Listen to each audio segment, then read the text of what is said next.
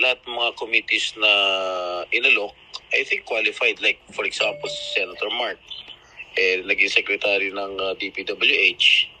Siguro nararapat lang na mapunta sa kanya yung Committee on Public Works. Meron din si Senator Erwin Tulfo. Galing siya sa DSWD. Siguro nararapat lang na ibigay natin sa kanya yung Committee on Social Services.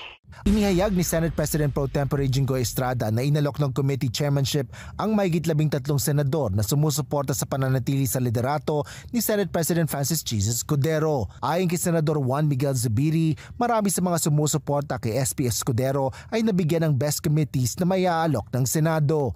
Ngunit naisaan niya ng grupo nito na tinagurian niyang Veterans Block na maibigay ang mga komite sa mga nararapat dahil sa kanilang kwalifikasyon.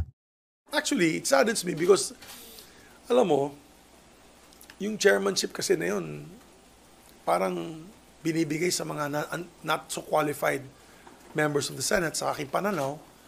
At tapos yung mga super qualified, katulad ni Senator Lauren Legarda, ay binigay sa kanya culture and arts na lang, na napakasipag naman ng tao.